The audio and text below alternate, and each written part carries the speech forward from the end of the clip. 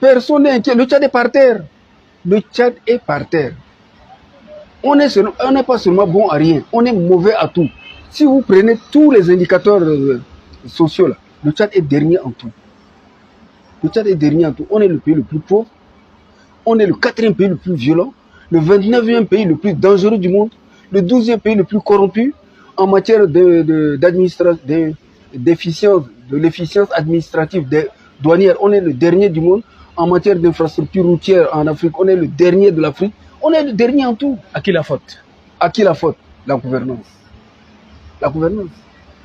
Il faut changer la gouvernance. La manière de gouverner, là, il faut changer. Et c'est ça, on veut que le fédéralisme vienne. Parce que nous, au début, moi par exemple, j'ai défendu bec et ongle l'État unitaire. Jusqu'à ce que je sois à l'université, j'ai défendu bec et ongle l'État unitaire.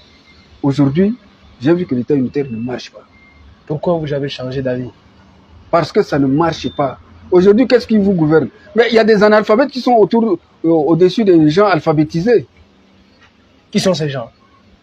Mais vous les connaissez, vous les journalistes. Vous les fréquentez tout le temps. Aujourd'hui, je vous dis qu'on a plus de 600 généraux. C'est-à-dire la Chine. La Chine a 2 100 000 militaires. Plus de 500 000 réservistes. La Chine a moins de 200 généraux. 600 généraux, là, c'est supérieur aux généraux de l'armée française, ajoutés aux généraux de l'armée de terre américaine. Ça ne suffit pas 600. Alors que le Tchad a moins de 100 000 hommes. Donc le Tchad ne mérite pas tous ces généraux.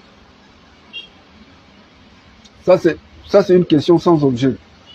Un général de division, un général de brigade, chaque général, là, ça doit correspondre à un certain nombre de militaires. Certains correspondent à 2000, certains correspondent à 5000.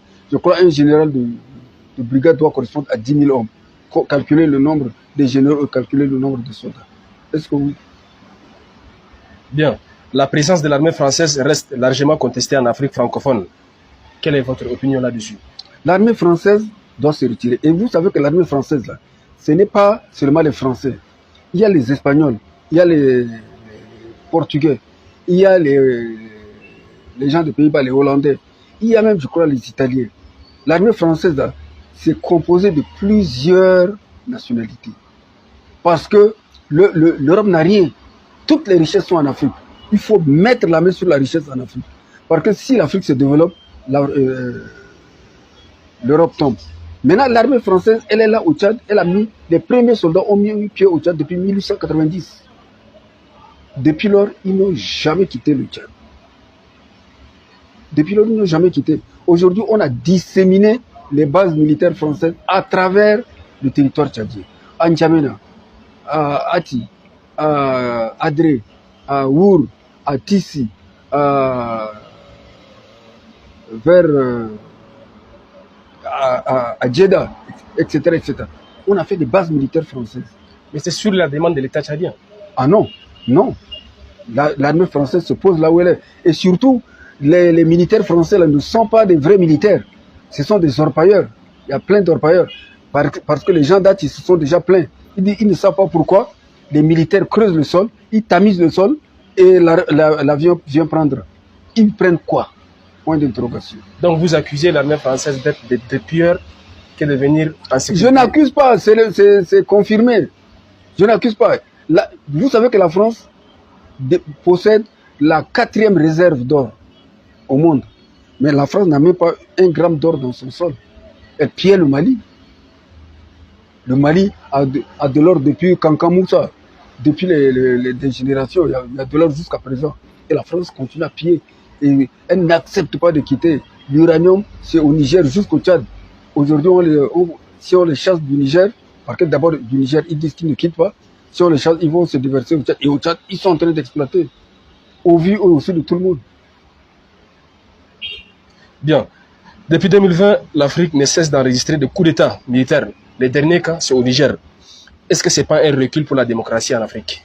Moi, avant de vous parler, là, je vais vous parler d'abord de la transition. Parce que tous les pays qui parlent, on parle de la transition. Je vais vous parler de la transition. Une transition là, a un seul objectif.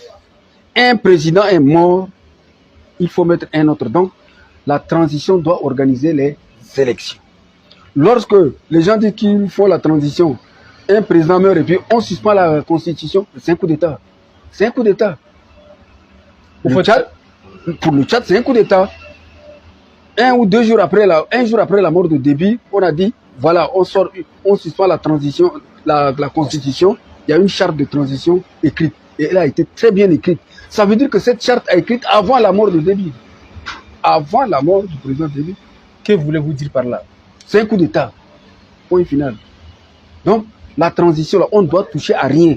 On doit seulement organiser les élections. Et lorsqu'on met en place un gouvernement élu, ce gouvernement-là peut toucher au référendum, peut toucher à la transition, mais pas un gouvernement de transition. Non. Eh bien, sur la question... Maintenant, je reviens sur votre question. Oui. C'était sur les coups d'État. Oui, sur le coup d'État. Les coups d'État, vous parlez de recul. Non, les gens veulent s'assumer. Ils veulent avoir leur souveraineté. Regardez là où les gens ont fait les coups. Ils ont fait le coup et ils ont demandé à ce que la France s'en aille.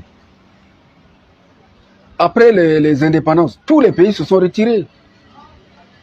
Comment les pays ont occupé l'Afrique?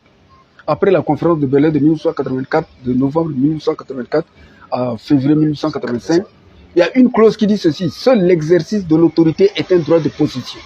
Ça veut dire si vous allez vous occuper un territoire et vous imposez votre autorité, le territoire vous appartient. C'est comme ça qu'il y a eu une course contre la montre des corps expéditionnaires. Et c'est comme ça que je vous dis, la France est au Tchad depuis 1990.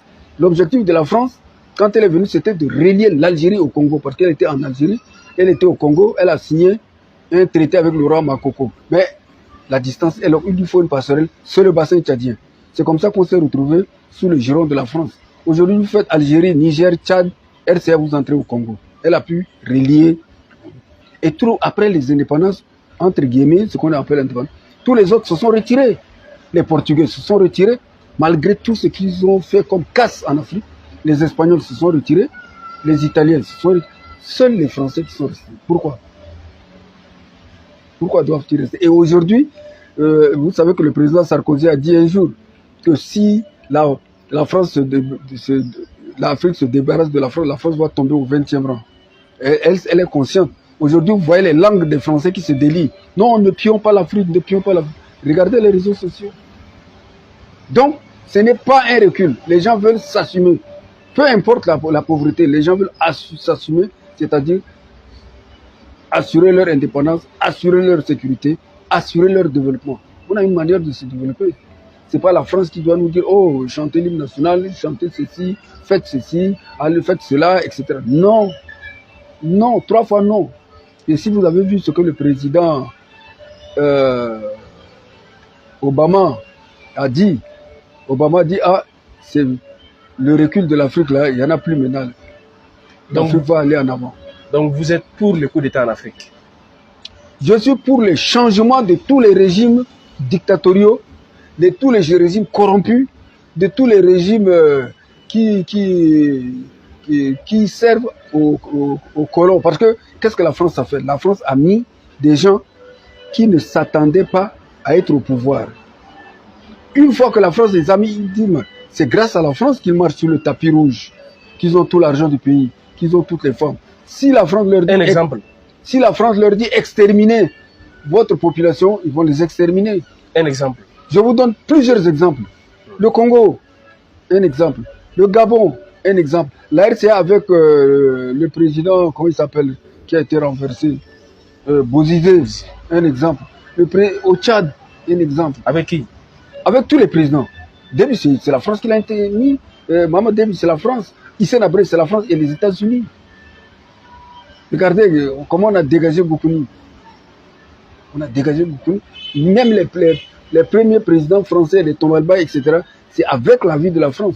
Tomalba est mort, c'est la France qui a orchestré. Tous les coups d'État. Tous les coups d'État, c'est la France. Donc ils sont à la fois responsables de la montée au pouvoir de ces dirigeants, à la fois les renverser. La France fait et défait les chefs d'État. Bien. Une dernière question. Quelle analyse pouvez-vous faire de la transition en cours au Tchad? J'ai déjà répondu à cette question. J'ai dit une transition a un seul objectif, c'est d'organiser les élections.